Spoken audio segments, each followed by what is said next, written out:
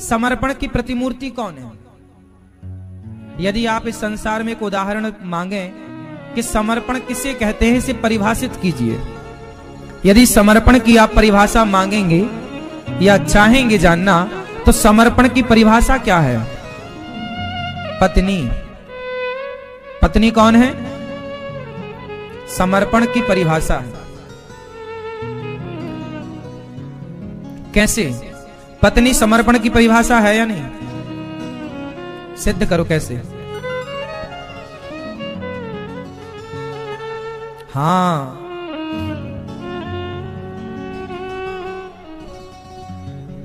पत्नी समर्पण की परिभाषा इसलिए है क्योंकि विवाह जब तक नहीं हुआ वो अपने माई बाप के आंगन में रहती है, और विवाह हो जाने के बाद वो केवल अपने पति के लिए, अपने माता को, पिता को, भाई को, बहन को, परिवार को, सब कुछ छोड़ती है। किसके लिए? सिर्फ पति के लिए। इसलिए इस संसार में त्याग की प्रतिमूर्ति कोई है, त्याग, तो त्याग करने वाली पत्नी है। समर्पण की प्रतिमूर्ति कोई है तो समर्पण करने वाली पत्नी है। इसलिए भगवान राम और भगवान कृष्ण अपनी पत्नियों का इतना सम्मान करते हैं कि माता सीता के लिए रावण से लड़ गए, और जो राधा भगवान की प्रथम पत्नी है, आज किसी भी मंदिर में जाकर देखिए तो कृष्ण अकेले नहीं, पत्नी के साथ खड़े हुए हैं हर मंदिर में, ताकि समाज को यह मैसेज मिले कि जो आपके लिए सब कुछ त्यागती है, उस नारी का आप सम्मान करें, उस स्त्री का आप सम्मान करें। बहुत सारे पुरुष वर्ग होते हैं जो अपनी पत्नी का सम्मान नहीं करते, कहते हैं तुम तो हमारे पांव की जूती हो। पत्नी को पांव की जूती समझने की गलती मत करना, ये सब बेवकूफ लोगों की बातें हैं। पत्नी कभी पांव की जूती रही ही नहीं। हमारे यहां पत्नी को पांव की जूती नहीं, सिर की पगड़ी समझा जाता है, माथे की पगड़ी है। सम्मान है आपका। आपके वंश को आगे बढ़ाने वाली वो पत्नी, जिसके गर्भ से आपके वंश को आगे बढ़ाने वाला बच्चा पैदा होता है, वो स्त्री त्याग की प्रतिमूर्ति है। इसलिए हर पुरुष को चाहिए कि वो अपनी अपनी पत्नियों का सम्मान करे। किसका सम्मान करें? पत्नियों का। अभी 2-3 दिन पहले कोई बता रहा था हमसे, जब हम मिल रहे थे भक्तों से, एक सच्ची घटना कोई बहन बता रही थी कि हमारे पड़ोस में कोई एक स्त्री रहती है, उसकी बहू और बेटा बहू, वो दोनों को साथ में रहने नहीं देती सास। ऐसा मेरे से कोई बता रहा था कि पति पत्नी दोनों साथ में रहें तो उसकी लड़के की मां जाके बीच में बैठ जाती है और कहती है कि तुम दोनों साथ में मत रहो।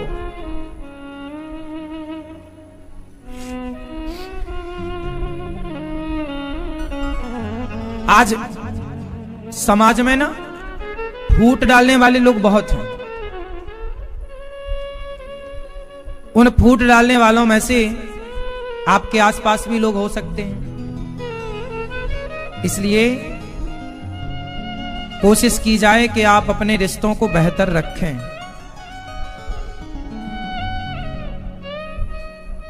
माता सीता और श्री राधा रानी रो रही हैं, गोपियां रो रही हैं। जब भगवान श्री कृष्ण छोड़कर गए ना, तो भगवान की याद में गोपियां रो रही हैं। तब भगवान ने उद्धव जी से कहा, आज मैं एक छोटा सा परिचय एक मां से आपका कराऊंगा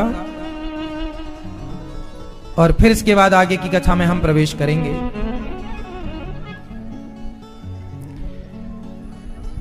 इस कथा में परीक्षित बन के श्रीमती विनीता, श्री अनिल किशोर अग्रवाल जी, बस हम आपसे एक सवाल पूछ लें आखिरी, रिश्तों में क्या चाहिए? क्या चाहिए? क्या चाहिए भैया? सहनशीलता। 2 बातें बर्दाश्त कर लो और प्रेम पूर्वक अपने रिश्तों को आगे बढ़ाओ।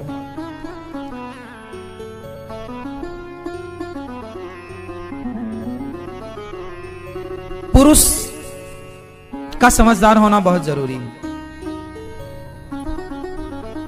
अच्छा, रिश्तों, शादी होने के बाद हर लड़की के जीवन में एक तूफान आता है। कहो तो मैं तूफान की बात कर दूं। शादी होने के बाद 95% लड़कियों के जीवन में एक तूफान आता है, और वो तूफान ये है कि आपका पति आपकी नहीं सुनता, अपने मां बाप की सुनता है। ये लगभग 95% लड़कियों के जीवन का तूफान है। शादी के बाद पति आपकी बिल्कुल नहीं सुनता, सारी बातें मां बाप की सुनता है। और 5% पति ऐसे होते हैं कि सारी बातें पत्नी की सुनते हैं और मां बाप को टाटा बाय बाय कह के निकल जाते हैं। तो इस तूफान पे क्या करें, एक सही डिसीजन मैं आपको दे दूं, आपके काम आएगा। जितनी लड़कियां विवाह हो चुका है, वो जिनका होना है, वो सबके काम आएगा। इसके लिए समझदार पुरुष की जिम्मेदारी। अच्छा, पुरुष की जिम्मेदारी क्या है? पत्नी जिम्मेदारी है या मां जिम्मेदारी है? उत्तर दो, उत्तर दो, उत्तर दो, थोड़ा जोर से। दोनों। पुरुष समझदार वो है, अच्छा, जो पुरुष केवल मां का पक्ष ले या पत्नी का पक्ष ले, ये दोनों पति फेल हैं। या मां का पक्ष लेता है वो भी फेल, और पत्नी का पक्ष लेता है। समझदार पुरुष वो है जो मां को भी खुश करे और पत्नी को भी खुश रखे, दोनों का बैलेंस बना के चले। वो पति बहुत योग्य है, समझदार है। क्योंकि हमें मां की भी जरूरत है और पत्नी की भी जरूरत है, और ये दोनों तब मैनेज होता है जब पुरुष संस्कारी हो, वरना तलाक जैसी स्थितियां उत्पन्न हो जाती हैं, डिवोर्स जैसी स्थितियां उत्पन्न हो जाती हैं। इसलिए मैं आप लोगों को ये बात सिर्फ इसलिए समझा रहा हूं, गृहस्थी से जुड़ी हुई, क्योंकि ये वृद्धाश्रम है ना, यहाँ पर 275 माताएं रहती हैं। आए दिन हम लोगों के घर की बातें सुनते समझते इतना समझ गए हैं कि यदि कोई लड़का लड़की मेरे पास आए जिसका तलाक, मैं आपको एक खुली बात बोल रहा हूं पूरे भारत के लिए, किसी का भी तलाक होने वाला हो पति पत्नी का, तो मैं आपसे कहता हूं कि तलाक लेने के पहले आप एक बार मेरे पास आ जाइए और 1 घंटा मुझे समय दे दीजिए। मैं आपके तलाक होने नहीं दूंगा आप दोनों का। बिल्कुल जैसे आप थे शादी के बाद वैसे ही आप हो जाएंगे। क्या है, आप लोग ना रिश्तों को समय नहीं दे पाते, गलतफहमी में रिश्ते टूट जाते हैं, अकड़ एटीट्यूड में रिश्ते टूट जाते हैं। वो दूर करने के लिए जीवन में कोई एक अच्छे गुरु की जरूरत पड़ती है। कोई केस हो जाए तो वकील की जरूरत पड़ती है, एडवोकेट की जरूरत पड़ती है। क्या बिना एडवोकेट के कोई भी केस हल होगा? बोलो हाँ, बिना एडवोकेट के वो, क्योंकि वो कानून की पढ़ाई वो पढ़ा है, वो जानता है कि इस धारा का तोड़ क्या है और इसका क्या हिसाब किताब है। उसी तरह गृहस्थी जीवन को किस तरह से चलाना है, जीवन को, क्या एक पुत्र का निर्णय हो, क्या एक पति का निर्णय हो, क्या एक पत्नी का, क्या एक हर रिश्ते का निर्णय, इसके लिए गुरु बनाए जाते हैं। इसलिए गुरु चाहिए जीवन में, एक ऐसा गुरु जो आपके रिश्तों को जोड़ना सिखाए, आपको जो जोड़ा करे। इसलिए हम आपको कथाओं के माध्यम से ना सुई धागा लेके बैठे रहते हैं और जोड़ते रहते हैं। तो आप लोगों से मेरी एक आखिरी विनती और है, क्योंकि आज 7वां दिन है। एक मैया ने मेरे से, अभी मैया जब मैं आपके पास आया तो एक मैया ने मेरे से बोला ना कि एक पति पत्नी को ना उसकी माँ, क्या हुआ, एक माँ थी, एक मैया ने मुझे एक घटना सुनाई। मैं मैया से मिलने गया तो बोले एक माँ थी, उसका बेटा छोटा था और उसकी बेटी छोटी थी ना, तो ही उसके पति की मृत्यु हो गई थी। तो उस माँ ने बेचारी ने अपने बेटा बेटी को पाला, लेकिन पता नहीं उस माँ के अंदर क्या हुआ कि बेटे का जब विवाह हुआ ना, तो विवाह के बाद उसने अपने बेटा बहू को साथ में नहीं रहने दिया। बेटा बहू जाके बैठे तो वो बीच में जाके बैठ जाए, साथ में बैठे तो वो बीच में घुस जाए, लेटे तो बीच में जाके वहां पड़ जाए। नहीं बताया मैया ने ऐसा कि ऐसा हो रहा है। मतलब वो एक मां पता नहीं वो अपने बेटा बहू को साथ में नहीं रहने देती। समाज में कुछ स्त्रियां ऐसी भी हैं जो पति पत्नी को साथ में नहीं रहने देते। उनके मिलन से उन्हें ईर्ष्या होती है। वो कोई भी रिश्ता हो सकता है, पता नहीं उसकी मां क्यों से ईर्ष्या करती है इस बात के लिए कि ये दोनों साथ में ना रहें। ना तो वो साथ में बैठने देती, ना तो साथ में वो एक कमरे में रहने देती। वो जहां होगा वो उसका काम ही है बस बीच में बैठना, दीवार बनके। अब आप ही बताओ क्या ये सही है? एक बात आपको ध्यान दिला दूं, पति पत्नी के मिलन में तीसरा जो बाधा बनता है वो बहुत बड़ा पाप का भागीदार बनता है। मैं इसका एक उदाहरण दे दूं महाभारत से। एक मृग और एक मृगी जंगल में मृग मृगी क्या कर रहे थे? पति पत्नी की तरह संबंध बना रहे थे। एक मृगी और एक मृग जंगल में थे। जंगल में वो अपना आनंद से कूद रहे थे, खेल रहे थे, और मृगी और मृग दोनों आपस में संबंध बना रहे थे। उसी समय कुंती के पति पांडु पहुंच गए। ये कथा आपने महाभारत में देखी भी होगी, सुना भी होगा। तो क्या हुआ? पांडु ने बाण चलाया, और बाण चलाया तो जाकर मृग में लगा। अब उस समय वो पत्नी के साथ रमण कर रहा था। उस समय वो रमण की क्रिया में था और पांडु ने बाण मार दिया। अभी उनका मिलना हो नहीं पाया, वो जी भर के एक दूसरे से तृप्त हो नहीं पाए कि बाण मार दिया। अब बाण मारे, पांडु पास में गए तो मृग ने सवाल किया, महाराज बताओ हमारी गलती क्या थी? आपने हमारे इस समय बाण मार दिया। आपको पता था कि हम इस समय पति पत्नी साथ में हैं, आपने बाण मार दिया, बताओ हमारी गलती क्या थी? पांडु के पास इसका कोई उत्तर नहीं था। जाओ हम तुम्हें श्राप देते हैं। उस मृग ने श्राप दिया, यह महाभारत की कथा है।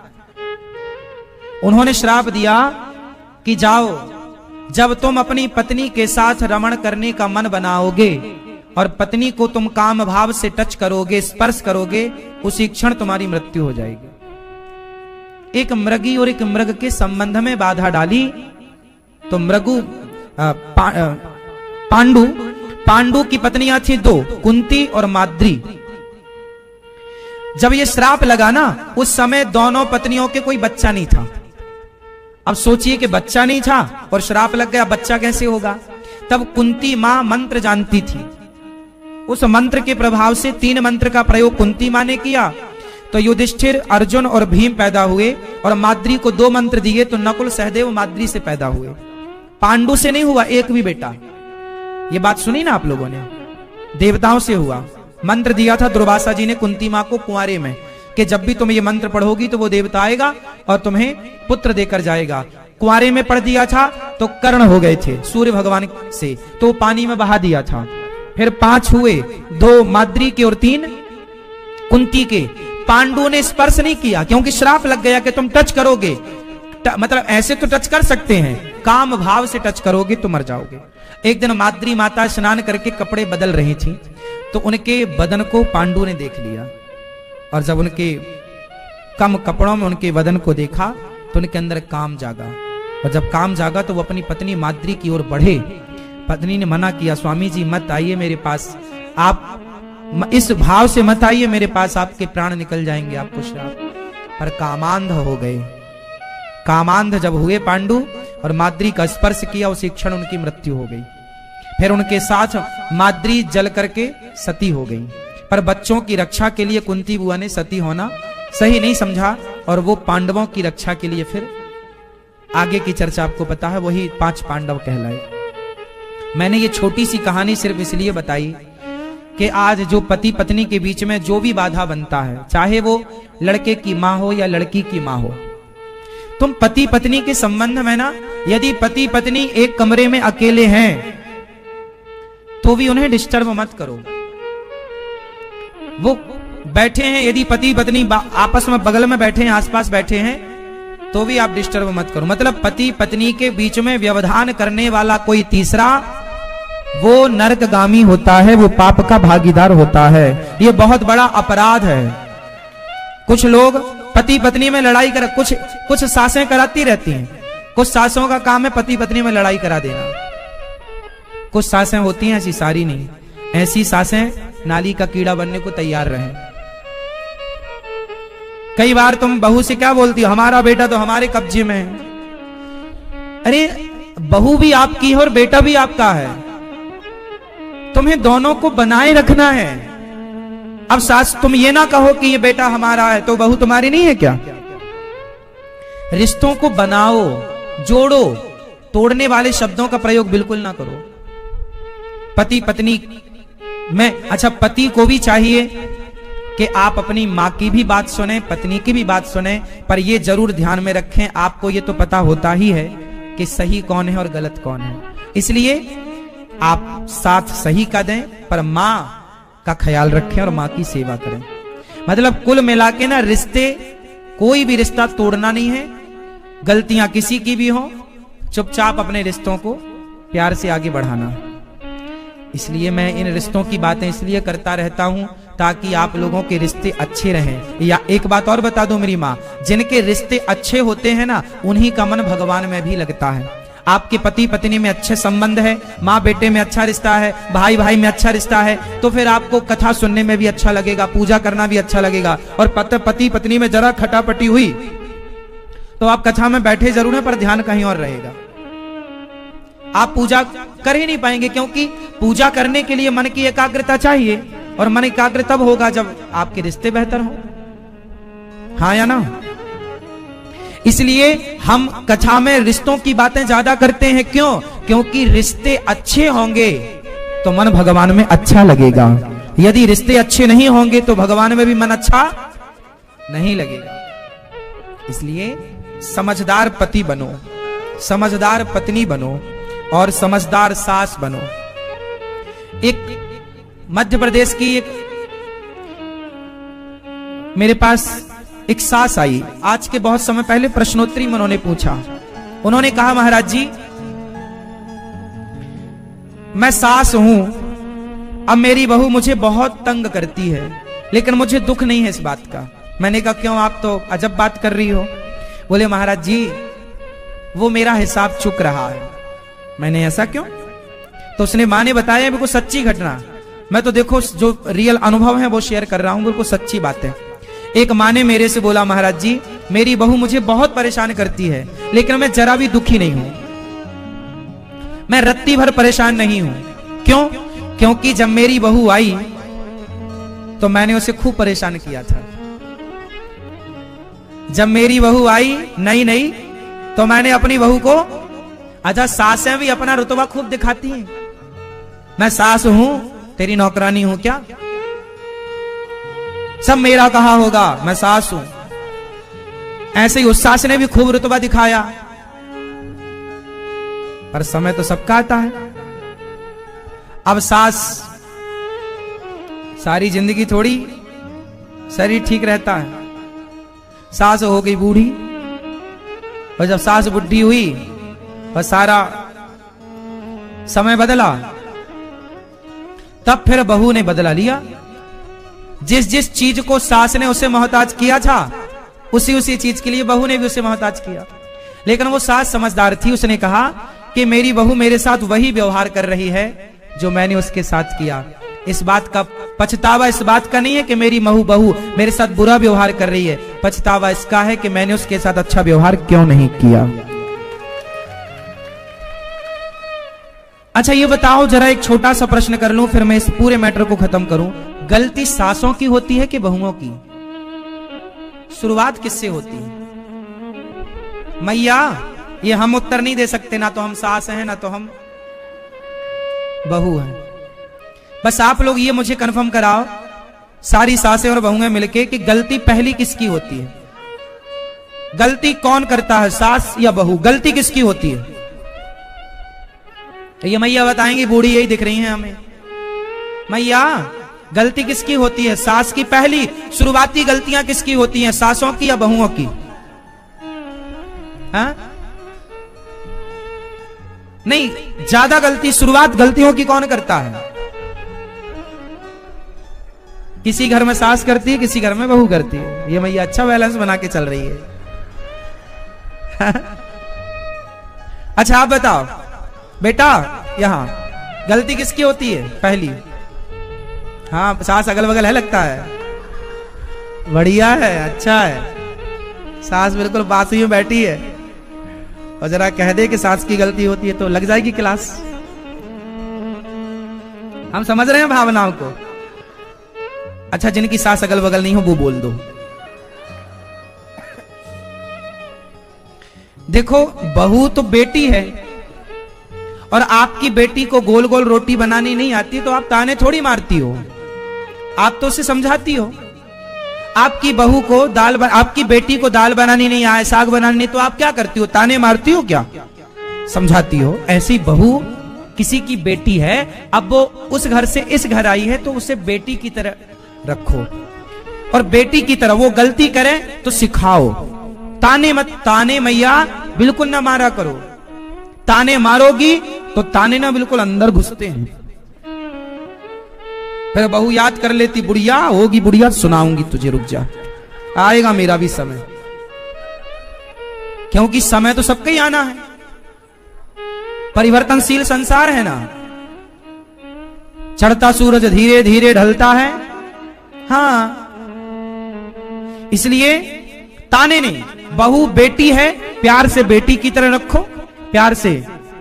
और बहुएं भी सास को मां माने, मां की तरह रहें। दिन भर वो अपनी मां से ना प्रपंच करती रहें, मां कैसी हो। अपनी अपनी शादी के बाद माओ से नाता कम, माओ से बातचीत बनाए रखो, कभी हाल चाल पूछ लिया, पर सास को मां और सास भी बहू को बेटी माने। और फिर देखो आपके गृहस्थी नहीं, स्वर्ग बन जाएगा। जैसे ऐसे भाव से यदि कोई रहे तो घर घर नहीं है, पर वो स्वर्ग है। ठीक है मेरी मां? बोलो सास बहू की जय।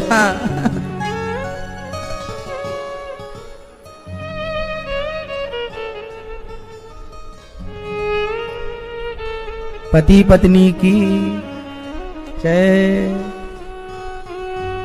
पति पत्नी पुराण पूरा हुआ, अब महाभागवत महापुराण शुरू कर रहे हैं।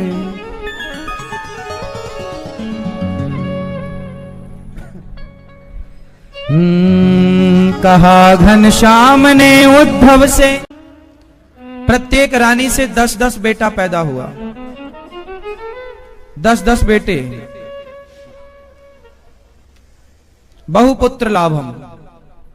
पहले के जमाने में पंडित जी वरदान, जैसे आपने पांव छुए ना, तो पहले के गुरु जी लोग, पंडित जी लोग आशीर्वाद देते थे, बहुत पुत्र हो आपके, बहुपुत्र लाभम, बहुत पुत्र हो। पहले तो कम से कम 10 तो होते ही थे। अच्छा, ज्यादा बच्चे पैदा करना सही है कि गलत है? ज्यादा बच्चे पैदा करना सही है कि गलत है? जोर से, जोर से।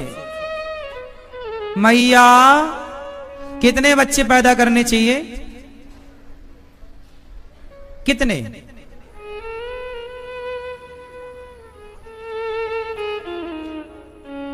2। आज के समय में जनसंख्या ज्यादा हो गई है, इसलिए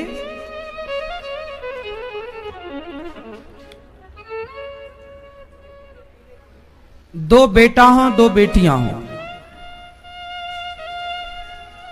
तो क्या है, मौसी भी मिलती रहेगी। अब एक लड़की है ना, तो मौसी वाला हिसाब खत्म हो रहा है। अब मौसी खत्म हो गई, समझ में आई ना? जब भाई लड़कियां 2 होंगी तब ना मौसी वाला हिसाब किताब रहेगा। अब एक है तो फिर मौसी कौन रहेगा? हाँ या ना? और ताऊ चाचा पहले 4-4 लड़के थे तो ताऊ भी होता था, बीच वाले अब तो ताऊ ऊपर बड़े पिताजी, नीचे छोटा चाचा, तो सारे रिश्तों का आनंद था। बहुत ज्यादा भी जनसंख्या नियंत्रण भी ठीक है, लेकिन बहुत कम भी मत हो, है ना। 2 बेटा 2 बेटियों का हिसाब तो बना ही रहे, हाँ या ना।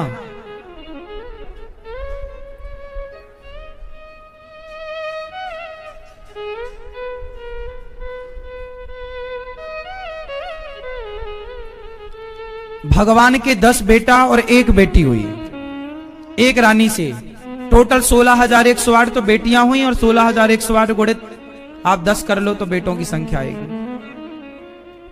इतना बड़ा परिवार भगवान का, इतनी सारी पत्नियां, इतने बड़े परिवार, इतनी पत्नियों के बीच में भी भगवान खुश हैं, और आप एक शादी करके परेशान हो जाते हैं, एक विवाह के बाद आप रोते हैं। भगवान अपने हंसी मजाक भी करते, भगवान खुश रहते हैं। अच्छा, आप लोग हंसते ज्यादा हैं कि रोते ज्यादा हैं? मैया, आप हंसती ज्यादा हो कि रोती ज्यादा हो?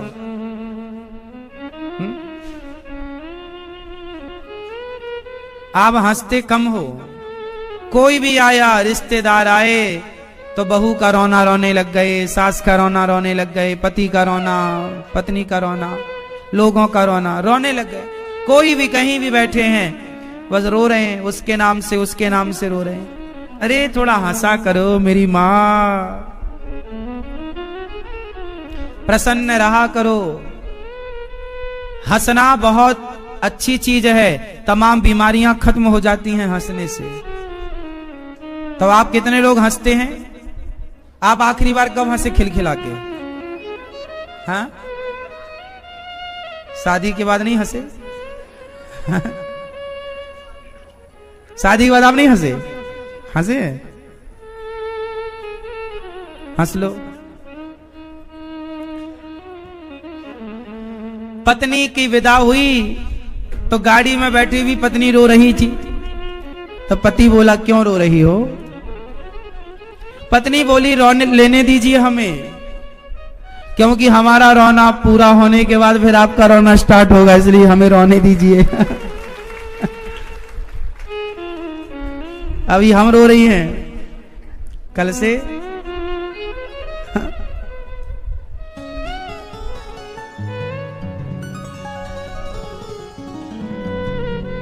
तो मेरी मां,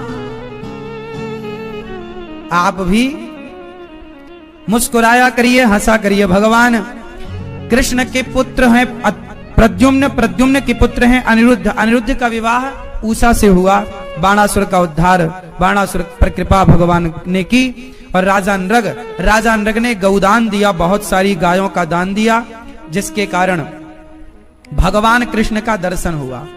मरने के पहले गौदान जरूर कर लेना चाहिए आप सबको, हम सबको गौदान जरूर कीजिएगा। गौदान सबसे उत्तम दान है। आप लोग भी अपनी माता के लिए, पिता के लिए, अपने लिए, क्योंकि वैतरणी से गाय ही पार लगाएगी, तो गौदान। भागवत भी सुन लीजिएगा, जैसे आज भागवत जी के पाठ यहां पूरे हुए। यजमान परिवारों को प्रसाद मिला, जो यहां नहीं आए उनको कोरियर के द्वारा पहुंचेगा। 27 मार्च से फिर भागवत जी का पाठ है यहां पर। आप लोग भी अपने पितरों के लिए, पूर्वजों के लिए भागवत जी का पाठ करा सकते हैं, भागवत जी के पोथी पाठ करा सकते हैं। आप लोग भी जुड़ सकते हैं। भगवान ने राजा नृग पर कृपा की, पौंड्रक काशीराज द्विविद पर कृपा की, जरासंध के जेल से 20,800 राजाओं को मुक्त किया। उन्होंने स्तुति की, कृष्णाय वासुदेवाय हरये परमात्मने प्रणतक्लेशनाशाय गोविंदाय नमो नमः। भगवान ने 20,800 राजाओं को जेल से मुक्त किया। जरासंध को किसने मारा? भीम भैया ने। वो मर ही नहीं रहा था भीम, तब भगवान ने एक तिनका उठाया और तिनकों को 20 से फाड़ कर एक भाग इस तरफ एक भाग, तब मरा। क्या मैसेज है इसका? कि भीम ने युद्ध करते समय देखा किसे?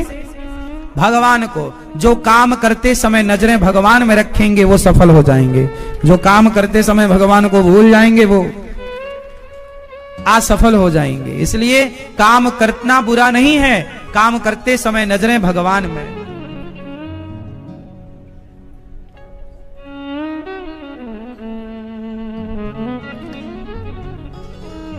भगवान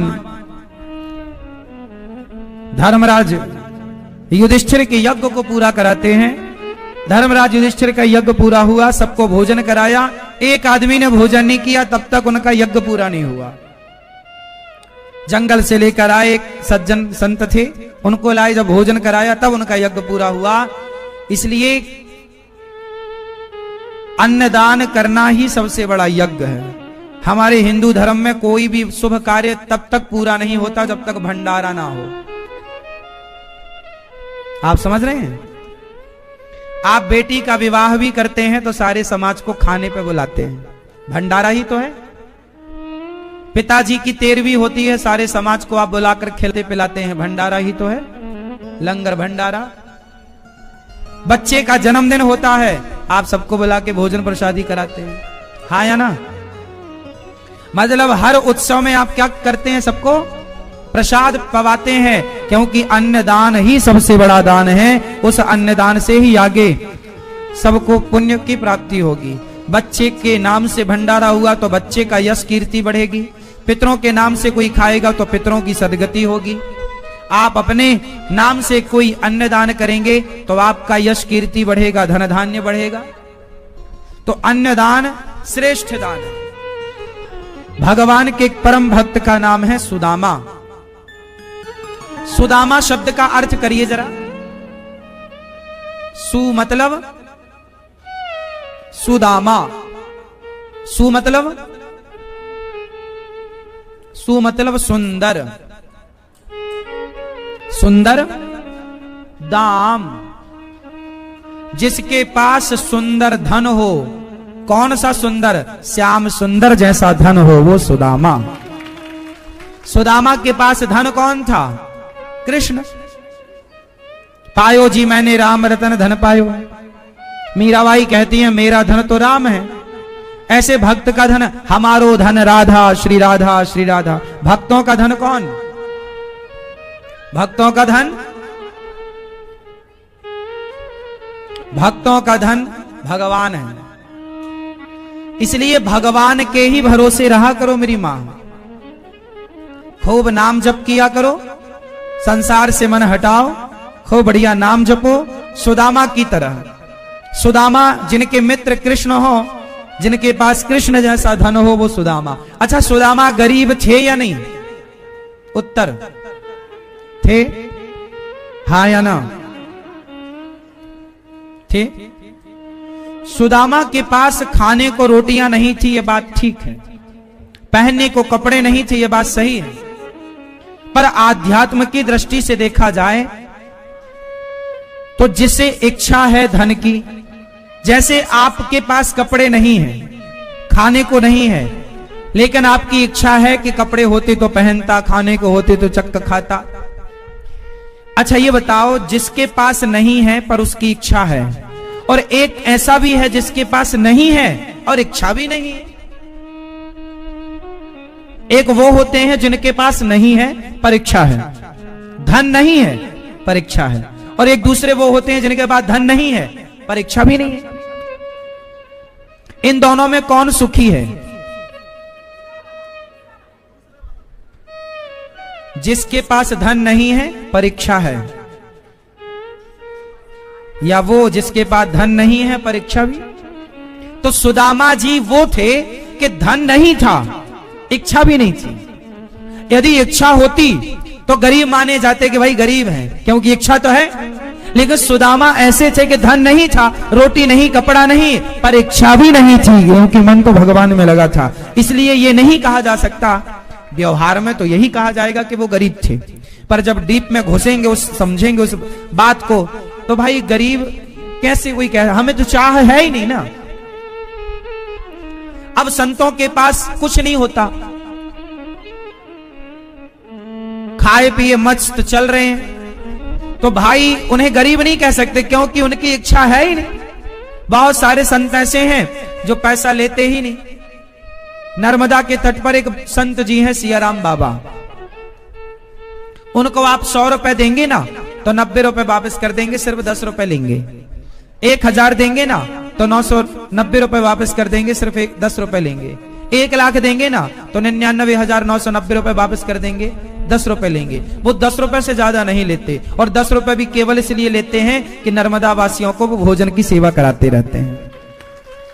मतलब अब ये बताइए, वो बिल्कुल एक लंगोटी लगाते हैं, पूरा शरीर खाली होता है उनका, पूरे शरीर में एक भी कपड़ा नहीं, एक लंगोटी लगी रहती है बस। और शरीर लगभग 100 साल के लगभग बाबा होंगे, संत होंगे, बहुत पुराने, बहुत बुजुर्ग। अब बताइए, कोई उन्हें कह सकता है कि ये गरीब हैं? कह सकता है? भाई गरीब वो है जिसके अंदर अमीर होने की इच्छा हो। जिसके अंदर अमीर होने की इच्छा है ही नहीं, जिसको धन चाहिए ही नहीं, वो गरीब किस बात का। वाह वाह रे मौज फकीरा की, फकीरों की मौज है। संत तो मौजी होते हैं, मस्त। सुदामा भी गृहस्थ संत हैं। सुदामा कौन है? गृहस्थ। अच्छा, गृहस्थ में रह के भी संत हुआ जा सकता है कि नहीं? अच्छा, संत होने के लिए जंगल ही जाना पड़ेगा कि गृहस्थ में भी संत हो सकते हैं? उत्तर दो। हमारे भारत में 99.99% लोग आज से 100-200 साल पहले पूरे भारत के गांव, प्रत्येक पूरब पश्चिम उत्तर दक्षिण किसी भी घर जाओ, चाहे ब्राह्मण हो, क्षत्रिय हो, वैश्य हो, शूद्र हो, पहले के सारे लोग संतों की तरह ही गृहस्थ में रहा करते थे। गृहस्थ संत सब थे पहले, सब थे। अब पता नहीं क्या हो गया है, अब गृहस्थ संत कम बचे। अच्छा, गृहस्थ संत कौन? गृहस्थ संतों की परिभाषा बताओ।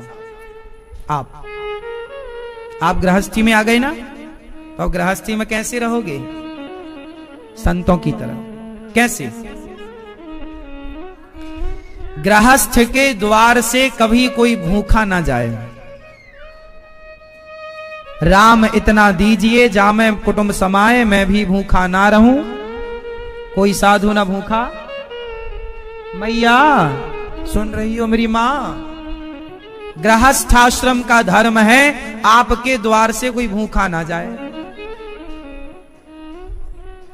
लेकिन आजकल के गृहस्थों के द्वार पर कोई आता ही नहीं। अब तो मल्टी में रहते ऊपर वाले माले में, और वहां कोई साधु थोड़ी आएगा। आप लोगों के घर अब कहां साधु संत आते हैं? पहले तो लोग फिर भी आते थे, मांगने वाले लोग आते थे, भिक्षा मांगने वाले, साधु संत आते थे। भारत में एक परंपरा है, सन्यास परंपरा। कौन परंपरा है?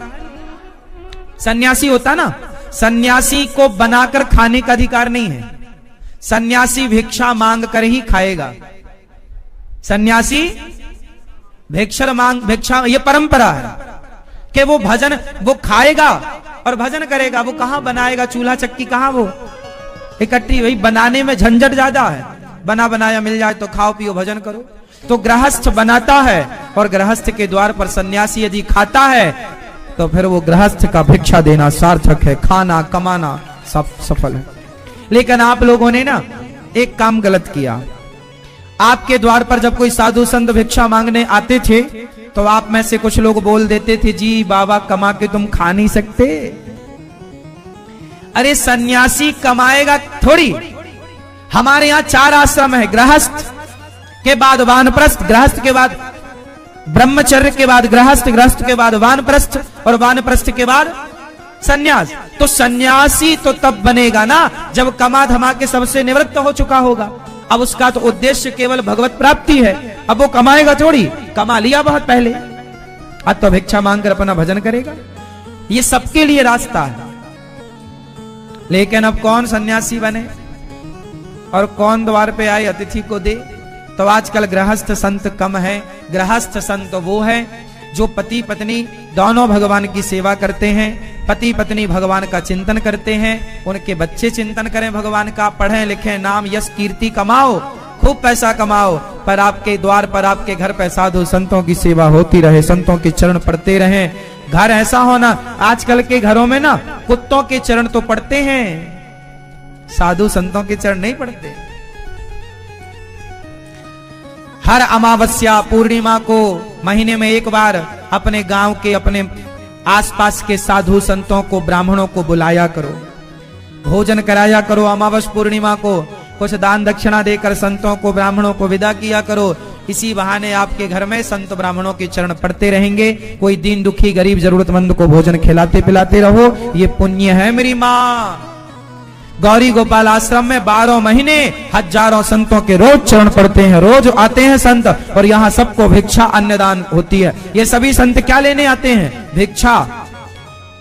ये संन्यास परंपरा है, ये भिक्षा लेते हैं। सवेरे से क्या लेते हैं? हमें भिक्षा दो। भिक्षा में रोटी दाल चावल सब्जी जो है पका हुआ अन्न नहीं दिया जाता है, ये अपना खाते हैं। इन्हें रोटी बनाने की इजाजत नहीं है, इन्हें रोटी बनाने की इजाजत। सन्यासी को आग का स्पर्श नहीं कर सकते, आग का स्पर्श नहीं करते ये लोग। ये परंपरा है, ये नियम है। सन्यासी आग का स्पर्श नहीं करता, वो भोजन नहीं बनाता, वो बना बनाया भिक्षा मांगकर पाएगा। तो उसकी जिम्मेदारी अब हम गृहस्थों की है। हम गृहस्थ यदि संत को खिलाएंगे तो हम तो भजन कर नहीं पाते। अच्छा, सन्यासी का काम है भगवान का नाम जपना, वो भजन करेगा और हम उसको रोटी खवाएंगे तो हमारे रोटी देने से उसके भजन का कुछ पुण्य हमें प्राप्त हो जाएगा। ये आदान प्रदान होता है। इसलिए पहले के गृहस्थ लोग बहुत पुण्यात्मा होते थे, क्योंकि दान पुण्य करते रहते, भजन करने वाले संतों भक्तों को सेवा करते रहते।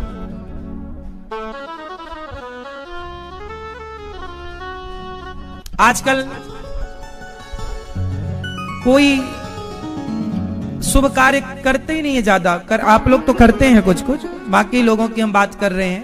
आप इसी बहाने वृंदा बनाया करो, अपने हाथ से अन्न क्षेत्र बंटवाया करो, संत प्रसाद लेंगे। आपके बेटी के जन्मदिन में, बेटे के जन्मदिन में, ये पुण्य का कार्य आपसे होगा। आप भी हजारों संतों को भिक्षा देकर, अन्नदान देकर सेवा कीजिएगा। सुदामा कृष्णस्यासीत् सखा कश्चित् ब्राह्मणो ब्रह्मवित्तमः विरक्त इंद्रियार्थेषु प्रशांतात्मा जितेंद्रियः। प्रसन्न रहते थे सुदामा जी, प्रशांत आत्मा, कुछ नहीं था फिर भी प्रसन्न। पुराने कपड़े पहनते सुदामा जी, पत्नी का नाम सुशीला। सुदामा जी गुरुकुल चलाते थे, बच्चों को पढ़ाते थे निःशुल्क। पहले पढ़ाने का कोई शुल्क नहीं लेते थे, सुदामा जी भी पढ़ाते थे और खुद जो मिल जाता वो भगवत कृपा से पा लेते, मांगते नहीं। द्वार पर जाकर खड़े हो जाते, मांगते नहीं कि दे दो। अब आपके तो अच्छा देखो, जैसे हमारे देश में एक परंपरा और है। अब ये परंपरा तो प्रायः लुप्त हो गई ना, अब आप लोग इनके बारे में जानते भी नहीं हैं। आज हम बताएंगे तो आप पहली बार जानेंगे। एक परंपरा हमारे यहाँ संतों की ये रही है कि कुछ संत मांगते नहीं हैं, द्वार पर जाकर खड़े हो जाते। जैसे मैं आपके द्वार पर जाकर केवल खड़ा हो जाऊंगा, मांगूंगा नहीं। एक होते हैं मांगते हैं, भिक्षाम देही, मैया भिक्षा दो। एक साधु आवाज लगाता है, मैया भिक्षा दो, तो आपको पता चल जाएगा कि द्वार पे खड़ा है कोई साधु, चल के देना है। लेकिन एक साधु वो होता है जो मांगता नहीं है, खड़ा हो जाएगा द्वार पर। और कितनी देर खड़ा रहेगा? उस कोटि के होते हैं जैसे सुदामा जी और सुखदेव भगवान। जितना समय गाय दोहने में लगता है, जितना समय, बोलो मेरी मां, कुछ नहीं बोलते ना, जितना समय गाय दोहने में लगता है उतने समय वो चुपचाप खड़े रहेंगे। इतनी देर में यदि आपने उन्हें भिक्षा दे दी तो ले लेंगे, खा लेंगे, और यदि नहीं दी तो प्रसन्न चित्त से दूसरा घर, और टोटल 7 घर जाएंगे। इन 7 घर में चुपचाप खड़े रहेंगे, बोलेंगे नहीं। यदि आपने दिया तो खा लेंगे, नहीं दिया, 7 घर में यदि कुछ नहीं मिला तो 8वां घर नहीं जाएंगे। वो ये मान लेते हैं कि विधाता को देना होगा तो 7 घर में ही दे देगा, और नहीं दे रहा तो आज भगवान की ये इच्छा है कि आज ऐसे ही रहो, तो वो भगवान की इच्छा मान के वो भजन करते हैं। ये परंपरा हमारे देश में रही। इस परंपरा के 2 संतों के नाम मैंने बताए, एक सुदामा जी और दूसरे सुखदेव भगवान। सुखदेव भगवान ऐसे ही थे, उतनी देर खड़े होते जितनी देर गाय दोहने में, मांगेंगे नहीं। अब देखो ना, आज के जमाने में कोई आ जाए तुम्हारे द्वार पे तो तुम आपको लाठी मार के निकाल दो, भग बाबा का खड़ा यहां पर चोर है क्या? आप तो 2-4 गालियां दे के भगा दोगे। आज समस्या यही, धर्म तो नष्ट हो गया, ना जाने किस रूप में नारायण मिल जाए। अब एक तो ऐसे संत बचे नहीं हैं, एक तो ऐसे संत बचे नहीं हैं, और बचे होंगे तो तुमने पहचाने नहीं होंगे। ऐसा संत यदि किसी की रोटी खा लेता है ना साहब, तो आपकी रोटी यदि संत खाते हैं तो वो आप रोटी देकर उन पर एहसान नहीं करते, बल्कि वो जिसकी रोटी खा लेते हैं उसका कल्याण कर देते हैं। ऐसे संत जिनकी रोटियां खा लेते हैं उनका सारा पाप ताप संताप मिटाकर भस्म कर देते हैं। ये परंपरा थी भारत में। हमारे देश में एक संत जी का नाम सुना होगा, स्वामी श्री करपात्री जी महाराज। सुना कि नहीं सुना? स्वामी श्री करपात्री जी महाराज, उनके पास कोई थाली कटोरा बर्तन नहीं होता था। वो करपात्र, उनका नाम पड़ा करपात्र। कर मतलब हाथ, हाथ ही जिनके पात्र हो उनका नाम स्वामी श्री करपात्री जी महाराज। धर्म सम्राट स्वामी श्री करपात्री जी महाराज। वो द्वार पर जाते थे ना तो श्रेष्ठ योग्य भक्तों के घर की भिक्षा लेते थे, और केवल हाथ में लेते थे। हाथ में दाल डाल दो, हाथ में चावल डाल दो, हाथ में रोटी डाल दो, ऐसे ही। हाँ, कोई बर्तन नहीं, पात्र ईश्वर ने दिया है तो पात्र के लिए संग्रह। मतलब इतना त्यागी पुरुष कि जिसने एक कटोरा भी अपने साथ रखने की कोशिश नहीं की। त्याग की प्रतिमूर्ति, कर पात्र ही जिनके कर ही पात्र हैं, और यूं ही खा लेते थे अपना प्रसाद भोग लगाकर। ऐसे स्वामी, ऐसे ऐसे संत हमारे यहां हुए। पूज्य श्री डोंगरे जी महाराज, सुना है आप लोगों ने? डोंगरे जी महाराज कथा सुनाया करते थे, भागवत की कथा। तो उनकी कथा में उस जमाने में, आज के 40, 50, 55 साल पहले, उस जमाने में करोड़ों रुपए का चढ़ावा आता था। लेकिन वो सारा पैसा गरीबों में, दीन दुखियों में, जिनके घर नहीं, जिनकी बेटियों का विवाह नहीं, लंगर, अन्न क्षेत्र, गौशाला, सारा पैसा हाथों हाथ वहीं का वहीं दे करके आ जाते थे। उनकी जब पत्नी की मृत्यु हुई, श्री डोंगरे जी महाराज जी के बारे में मैंने सुना कि जब उनकी पत्नी की मृत्यु हुई तो अपनी पत्नी की अस्थियां गंगा जी में विसर्जन करने के लिए, गंगा तक जाने के लिए उनके पास किराया नहीं था। सोचिए, जिनके कथा में करोड़ों का चढ़ावा आता था, जिनके पास करोड़ों भक्त थे, जो लाख रुपए देने वाले, करोड़ रुपए देने वाले तैयार थे, उनकी पत्नी जब उनकी पत्नी की मृत्यु हुई तो उन्होंने अपनी पत्नी का जो अंतिम जो अस्थियां हैं वो गंगा जी में विसर्जन करने के लिए उनके पास किराए का पैसा नहीं था। तो पत्नी के मरने के बाद जो उनका मंगलसूत्र था, उस मंगलसूत्र को बेचकर उनको जो पैसे मिले उससे उन्होंने किराया का पैसा जुड़ाया। और उन्होंने, मतलब इतने बड़े संत, गृहस्थ थे और संग्रह नहीं था। जो पैसा आता था अन्न क्षेत्र लगवा देते थे, संतों में बंटवा देते थे। जिसके घर नहीं था तो घर बनवा के दे देते थे। तुरंत दान महाकल्याण, रखते नहीं। 7 दिन में कितना आया आया और जाने की लिस्ट दे दे, इसको दे दो, इसके घर नहीं है, इसको दे दो, इसका घर नहीं, घर बनवा के, और घर बनवा के दो। पैसा उन्होंने बनवा, 1 रुपए नहीं लिया अपने उपयोग में। ऐसी त्याग की प्रतिमूर्ति।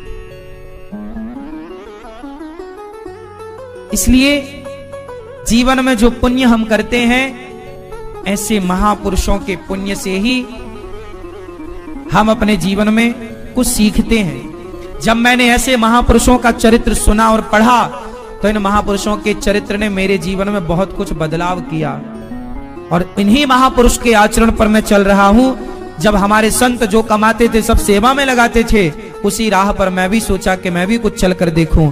इसलिए दास भी जो भी आप लोग सहयोग करते हैं सेवा में लगाता हूं। यहाँ अन्य क्षेत्र की सेवा, रसोई, अब आप देखते हैं 24 घंटे ही लगभग यहाँ भोजन चलता है। कोई भी आए सब प्रसाद पाओ। 25 से 30 हजार लोग प्रसाद पाते हैं, आप अपनी आंखों से देख सकते हैं। सबके लिए यहाँ सेवाएं हैं, तो आप भी ये सब चीजें देख रहे हैं, अपनी आंखों से देख रहे हैं यहाँ की सेवाओं को। हम ये सेवाओं को केवल ऐसे संतों की प्रेरणा से ही, महापुरुषों की प्रेरणा से ही ये मन बना, और बिहारी जी ने इस संकल्प को पूरा कराया।